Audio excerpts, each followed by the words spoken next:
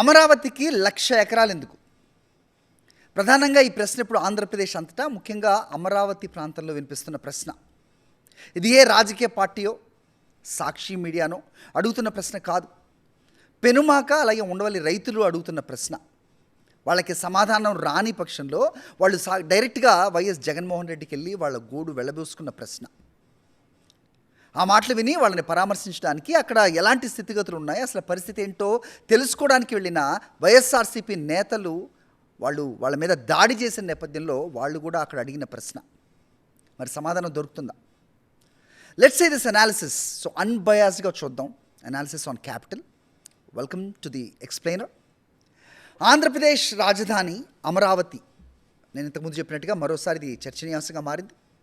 ముఖ్యమంత్రి చంద్రబాబు నాయుడు బహిరంగంగా చేసిన ఒక ప్రకటన ప్రకారం ఇప్పటికే ఉన్న భూ విస్తరణతో పాటు మరింత భూమి అవసరం. అంటే దాదాపు 53,000 ఎకరాలు ఆల్రెడీ ఎక్వైర్ చేసిన ఇంకొక 50,000 ఎకరాలు, అంటే మొత్తానికి 1,00,000 ఎకరాలు కావాలి.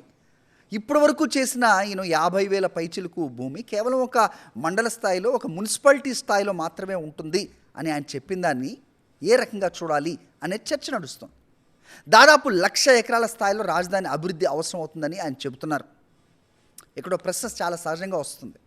ఒక రాష్ట్ర రాజధానికి నిజంగా 1,00,000 ఎకరాలు అవసరమా? దీన్ని అర్థం చేసుకోవాలంటే ప్రపంచంలోని కొన్ని నగరాలు, అలాగే చాలా ప్లాన్డ్గా, ప్రణాళికాబద్ధంగా నిర్మించబడ్డ రాజధానులని ఒకసారి చూద్దాం. మలేషియా పరిపాలనా రాజధాని పుత్రజయ. ఇది సుమారు 12,000 ఎకరాల విస్తీర్ణంలో అభివృద్ధి చేయబడింది. ఇక భారతదేశపు తొలి ప్రణాళికాబద్ధ నగరం చండీగఢ్. చాలా ప్లాన్డ్గా ఉంటుంది ఇది. అది అందరు చెప్పే మాటే. ఇది కేవలం 28,000 ఎకరాలు మాత్రమే. ఇక ప్రపంచంలో అత్యంత ప్రతిభావంతమైన, చాలా most effective the capital region అనొచ్చు, లేదంటే ఫినాన్షియల్ రీజన్ అనొచ్చు, ఆర్థిక కేంద్రాల్లో ఒకటైన Manhattan borough. Course New York is not a capital, Albany తెలిసిన విషయమే. కానీ మాన్హాటన్ బరో అనే ఒక ఆర్థిక కార్యకలాపాలకి ప్రపంచం మొత్తానికి క్యాపిటల్గా ఉంటుంది. అది దాని దాదాపు 15,000 ఎకరాల్లో మాత్రమే ప్రపంచ స్థాయి ఆర్థిక కార్యకలాపాలకు ఇది సెంటర్ పాయింట్గా నిలిచింది. ఈ పోలికలు ఒక విషయాన్ని సూచిస్తాయి. మహానగరాలు, గొప్ప నగరాన్ని నిర్మించడానికి భూమి పరిమాణమే ఏకైక ప్రమాణం కాదు. It's not a bench mark. చాలా సమర్థమైన ప్రణాళిక కావాలి. అంటే ప్లాన్, మౌలిక సదుపాయాలు, ఇన్ఫ్రాస్ట్రక్చర్, ఉద్యోగ అవకాశాలు, ఎంప్లాయ్మెంట్ ఆపర్చునిటీస్, ఆర్థిక కార్యకలాపాలు, ఫైనాన్షియల్ యాక్టివిటీస్, ప్రజలకి అందుబాటులో ఉండే నివాసాలు. అంటే వేరే ప్రాంతం నుంచి వచ్చినా సరే అక్కడ సెటిల్ అవ్వగల ఒక ఫ్రెండ్లీగా ఉండాల్సిన అవసరం ఉంటుంది. ఇవే ఒక నగర విజయాన్ని నిర్ణయిస్తాయి, ఒక నగర స్థాయిని సూచిస్తాయి. అయితే అమరావతికి మొత్తం 1,00,000 ఎకరాలు ఎందుకు అవసరం?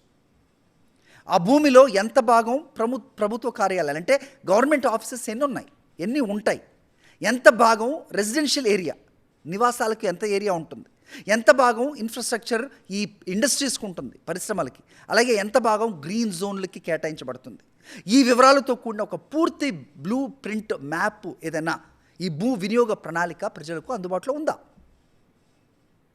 అనదర్ క్వశ్చన్, అమరావతి పూర్తి స్థాయిలో ఎప్పుడు సిద్ధమవుతుంది? When is it going to be completed? Project ప్రారంభమై దశాబ్దానికి పైగా గడిచింది. నిజంగా మొదటి 5 సంవత్సరాల్లో ఏదైనా నిర్మాణాలు జరుగుంటే ఆ తర్వాత వచ్చిన 5 సంవత్సరాల్లో వైఎస్ఆర్సీపీ అవ్వచ్చు, మరే ఇతర ప్రభుత్వం వచ్చి ఉన్నా సరే నిజంగా వేరే ఆలోచన ఎందుకు చేసేది అనే క్వశ్చన్ ఒక సామాన్యుడు అడుగుతున్నాడు. ప్రజలు నివసించే అన్ని సదుపాయాలు కలిగిన రాజధాని ఎప్పుడు పూర్తవుతుంది అనేది ప్రభుత్వమైనా స్పష్టమైన ఒక ప్రణాళికను అనౌన్స్ చేసిందా? ఏదైనా టైం లైన్స్ చెప్పిందా? ఈ సంవత్సరం కల్లా ఈ రాజధాని అమరావతి కంప్లీట్ అవుతుందని? లేదు. ఇంకో ముఖ్యమైన అంశం, సామాన్యుడికి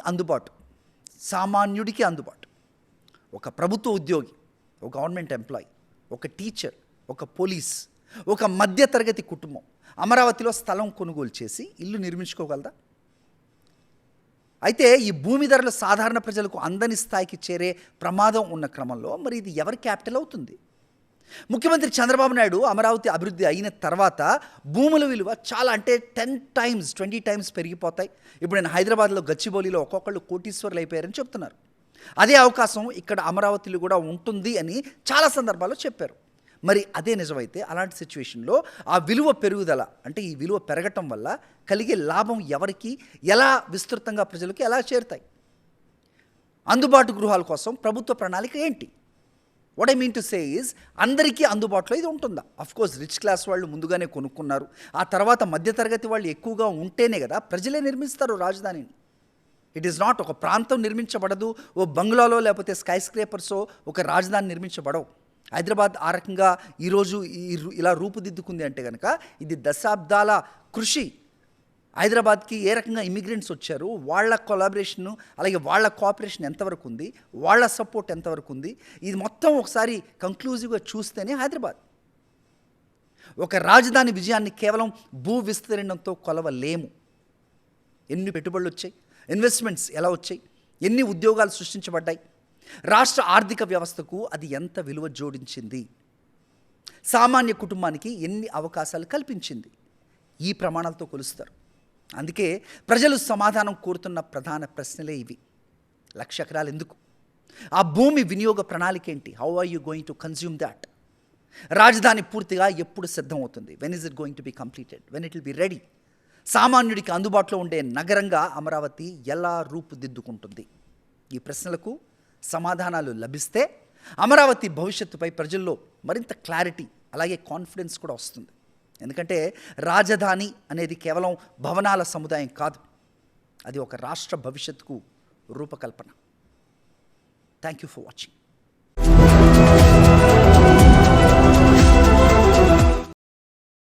మరిన్ని అప్డేట్స్ కోసం ఛానల్ను సబ్స్క్రైబ్ చేయండి. నోటిఫికేషన్స్ కోసం బెల్ ఐకాన్ పై క్లిక్ చేయండి.